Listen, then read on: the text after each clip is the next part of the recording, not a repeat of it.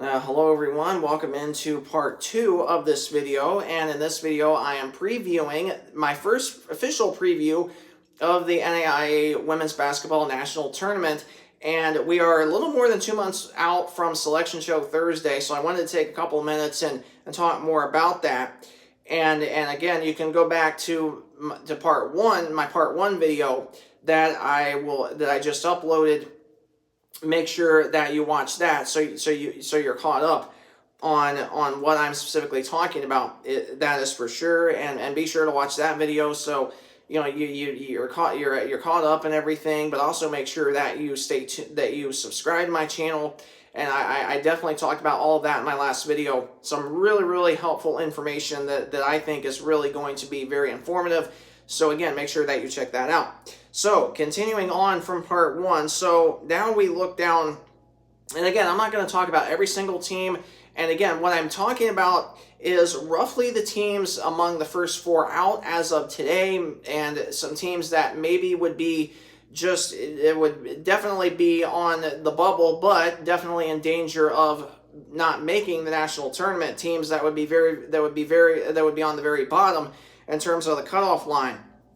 So you look at Coastal Georgia, and this is a team, yeah, they probably would be, I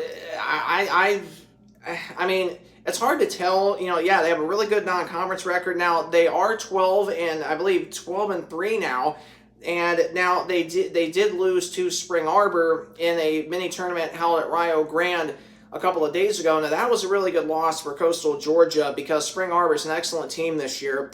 But for Coastal, this is a team that, definitely has the potential to be in, and I could see why right now they're roughly maybe the very last team in, because obviously only 64 teams make it. So if you base it off 1 through 64 as of December 15th, they would definitely be, down toward the very bottom, potentially among the first 1 or 2 teams out. We don't necessarily know that for certain. But again, this is a team definitely that has a lot to improve on. And you look at Carolina, Montana, they're and again, as of December 15th, 60th in the RPI.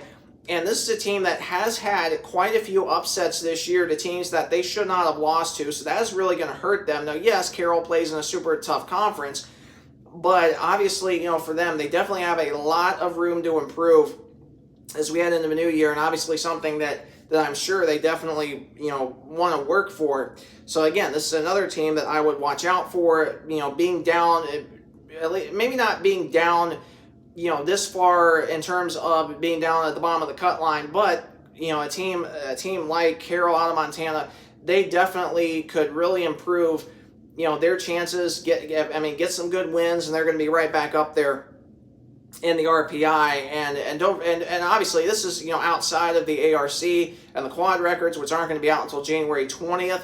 So that actually happens over the Crossroads League first half break. The second half starts Saturday, January 24th. So once we get to the 20th, I'll be recording another video going over updated projections based on the latest RPI rankings, ARC, and quad records as well. So there's going to be a lot to talk about at that time. So, and again, that might be 2 or 3 videos right there going over all that information. So again, make sure that you stay tuned for that and that you subscribe to the channel. So looking at some other teams on the bubble, you have College of the Ozarks. And this is a team, they play, I believe, I don't remember what conference they play in off the top of my head. But, yeah, they had a kind of a good loss to Indiana Wesleyan, 11-point loss, not too terribly bad. They definitely have a lot of talent, that is for sure. And they only, and since, and of course, they were 7-4 going into that tournament, they, I believe, fell to, they beat I know they lost to IWU, and then they beat St. Thomas. So 8-5 roughly, unless they had some other games outside of that. I don't know that for certain. But again, this is another team, that's roughly down around that, end of the cut line in order to make the national tournament. They got plenty of room to improve as well. So going up, talking about some other key teams, obviously, well, I'll primarily, talk about just the Crossroads League schools, the closer we get up to this list, because, obviously, I'm not going to talk about each individual team outside of the Crossroads because that would be like way too long of a video to do. But just going over, the Crossroads schools and based on, where I would have them projected right now in a national tournament.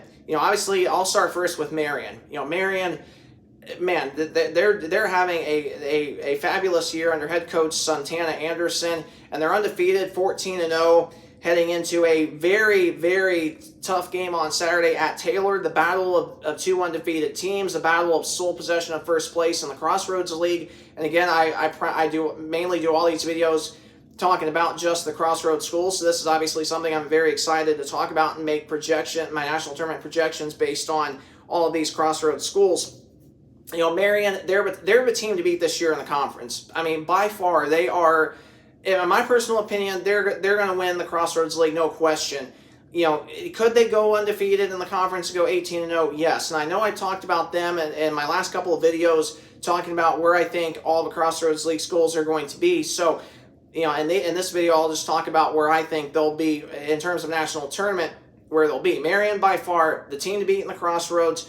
Right now, I mean, I know, there might be, people out there that would say, well, they definitely should be a number 1 overall seed right now. I would kind of put a breath of caution under that because, obviously the other teams that are going to be in contention for the number one overall seed, you're going to be talking about Dordt. You're going to be talking about Bethel, Tennessee. You're going to be talking about Freed-Hardman. Now, based on those teams I just mentioned, which one I think out of that list, which teams I think could be the number 1 overall seed? I mean, I don't really think, I think Freed-Hardman's really going to struggle in their conference, and I know they're undefeated right now, 14-0. I don't think they stay there. Could they, be a? I could see Freed-Hardman probably being no lower than a 7. I mean, maybe no lower than a 6. Again, it's kind of hard to predict because we're still, 2.5 months out from a national tournament. But at least right now, I would have Freed-Hardman probably no lower than a 6 at the lowest. Now, of course, the top 5 seeds, all host. Freed-Hardman hosted last year. So actually, I probably would have them no lower than a 5 at the absolute worst. At least my current projection right now. Now, do I think they could be a 2 or a 3? Yes, because the Mid-South is one of the toughest conferences in the whole entire nation. So, would I put Freed-Hardman, at a 2 or a 3? Absolutely. At the absolute worst, I would say a 5. In terms of based on how tough their conference is and based on the success they had last year, going to the Elite 8 and then losing to Indiana Tech, I would give Freed-Hardman definitely at least a 3. I definitely would give them at least a 3. Once again, hosting this year, hosting a 14. We don't know who the 14 would be, so that's what I would give Freed-Hardman right now. And looking at Dordt, I would give Dordt no worse than a 2. Right now, no worse than a 2. I think they definitely could be, among. Of course, there's 4 number 1 seeds. I think Dordt could be one of the 4 number 1 seeds, maybe the first number 2 seed, depends on how their season goes. The GPAC, again, one of the most toughest conferences in the whole entire country. But again, just focusing on, and then Bethel, Tennessee, it again depends on their conference, how the Mid-South goes out, another super tough conference, or is a super tough conference, because I already talked about, them, Freed-Hardman, they're both in the Mid-South. Bethel, Tennessee, could I see them being no worse than a 3, just like Freed-Hardman, and be able to host again this year? Absolutely. And then looking at the Crossroads, Marion, I definitely could see Marion being one of the 4 number 1 seeds. I don't think they would be the number 1 overall seed, but again, it depends on the Crossroads. Now, if they only have, maybe 2 total losses going into the national tournament, then yes, I would say Marion probably would be the number 1 overall seed. If they have 3 or 4 total losses going into the national tournament, then I would say more than likely they're going to be one of the number 1 seeds, but not the number 1 overall. And again, it just depends on how everything plays out in the Crossroads. So going down to the next Crossroads team, St. Francis. By far, they're the second best team in the Crossroads. I've said it in my last couple of videos. They'll finish no worse than second. In my opinion, 16-2. Maybe 15-3 at the absolute worst. They're led by Callie Gregory. who was the Crossroads League Freshman Player of the Year last year. She's played great as a sophomore this year. You also have Isabella Gizzi, Julia Mantilla, Taylor Fordyce that's playing really good. Renna Schweiderman, transfer from University of Purdue, Fort Wayne, NCAA Division I. She's playing really good as well. This is another really, really tough team. They hosted last year as a 3 seed, lost to number 14 seed Indiana Tech, their crosstown rival. So now, do I see St. Francis being at least a 3 seed and hosting this year? Yes. I would say more than likely St. Francis will either be a 2 or a 3. I don't see them being lower than a 3 unless they get on a big losing streak. Maybe they lose. Now, if they go, let's say, 13-5, 12-6, then yeah. If they finish 12-6 in conference, I think they're going to fall down potentially. Probably no lower than a 4 because of just how competitive and how deep the Crossroads is this year. So more than likely, St. Francis, I see you being a 2 or a 3. I really do. At least right now, as of today, no worse than a 3, in my opinion. So now we go down to the next Crossroads school, Huntington. Man, this is a team that has really improved the last couple of years. In fact, just 3 seasons ago, when Darby Maggard had her first season, they went 5-13 in the conference. They finished 8th 2 years ago. They finished tied for 5th. They ended up being 6th because of the higher Massey rating tiebreaker favoring Grace that season.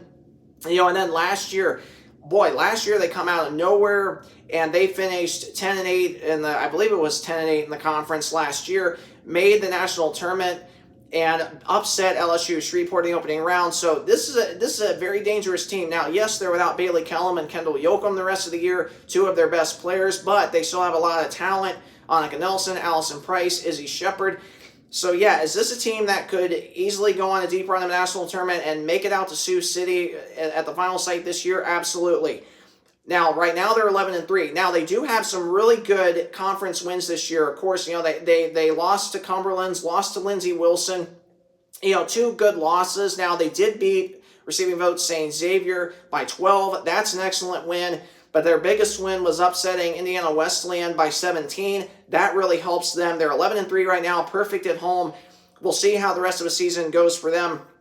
Now, is this a team that at least in terms of playoff seeding right now, if based on my personal opinion, I would give them no lower than a 5 right now. I would give them no lower than a 5, at least a 4. I definitely would give them at least a 4 seed right now, 11-3. Now, in terms of hosting, yeah, they have the facility to host with the renovated, facility that they did a couple summers ago, actually, right before the 24-25 season started.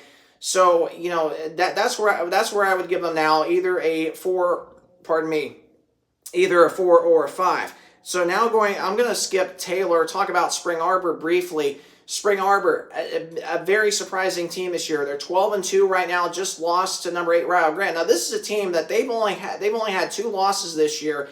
One was against One was against number 5 Marion by 20, and then they only lost to number 8 Rio by, I believe it was by 6 a couple of days ago. So this is a team, they rank first in the league in forcing turnovers a game. I know I've already talked about that. Now, right now, I would have them, I know some people say, well, they definitely should be, a 3 right now. Now, in terms of overall record, is a 3 seed, well, a pretty good number for them? Yes. But to me, outside of those 2 teams, they really haven't played anybody. Now, they do play Indiana Wesleyan on Saturday, and that is going to be a very big game for them, especially because they have never beaten Indiana Wesleyan in Lucky Arena in the all-time series history, at least in the Crossroads League. The last time they did that was December 1st, 1998. So that's going to be a really, really competitive game on Saturday. I plan on being over there and to watch some good basketball, support my friends at Indiana Wesleyan. It's going to be a heck of a game. I can tell you that already. Now, to me, I would definitely put Spring Arbor at least as a 4 right now, no worse than a 5. Well, actually, a 5 probably, probably not. I definitely would say a 4. A 4 would be definitely fair for them. And then you look at Taylor. Boy, Taylor, they were projected 7th in preseason. This is a team that was severely underlooked this year, no question about that. And this is a team that they're holding their opponents to under 70 points. Very, very impressive. Cassie Wiseman has done a fantastic job, their head coach this year. Of course, Casey Warfel, unbelievable. And I mean an unbelievable player, I can tell you that. And in fact, she has won, Crossroads League Player of the Week, Offensive Player of the Week several times already this year in just the first half of the year. Now, is this a team, that I could see really making a deep national tournament run? Yes. I mean, and of course, you also have Selena Blount, which is actually spelled Celina, by the way. And this is a team that definitely is very, very tough to beat. Now, in terms of the latest Massey computer projection rating, they're projected to finish 8-10 and finish 6th, which I agree with them finishing 6th because these next 4 games for them are going to be a true test of their season. Number 5, Marion on Saturday. Number 7, St. Francis next Wednesday. Then they, I believe, go to Spring Arbor the following Saturday. It's either Spring Arbor or Huntington that they play on the 10th and 14th respectively. It is Huntington on the 10th and then Spring Arbor on Wednesday the 14th. So all those games are really going to be a test for this Lady Trojan team. Now I'm going to record a part 3 video talking about Indiana Wesleyan in particular because that is a team that I definitely, that people should be just a little bit concerned about right now. I'm going to dive more into that here in just a second. But for Taylor, do I see them at least as a 4 seed right now? Absolutely. They're 14-0, tied with Marion, also 14-0. They're both 4-0 in the conference. And this is again, anything can happen, but does Taylor have the potential to maybe get up to a number 3 seed? Yes, especially if they keep winning. And now, if somehow they're able to win these next 4 games, they are going to crack into the top 10 in terms of top 25 ranking, no question about that. And I also think that should that happen, they are a for sure lock in the national tournament. In fact, they already are right now, 22nd in the RPI as of December 15th. Obviously, they're going to go up in that category because they already have 2 top 25 wins this year against Indiana Wesleyan at home back on November 22nd. And then just 2 nights ago, or actually, just 2 days ago on the 30th against number 22 Indiana Tech, beat them, I believe, by 4 or 5. So, man, 2 top 25 upsets for Taylor. They have a very strong resume. That's only going to continue. And this is a team that could easily make a super deep run in the national tournament this year. And I agree. At least, to me, I definitely have them at least as a 4 seed right now. I don't think they're quite to the level at a 2 or a 3 seed right now in terms of national tournament selection. However, should they win the next 4 games, they by far I would have them definitely up in that number 3 spot in terms of a national tournament seed if they win the next 4 games. And these next 4 games are going to be very, very crucial for them. Stay tuned. Part 3 video is coming up momentarily.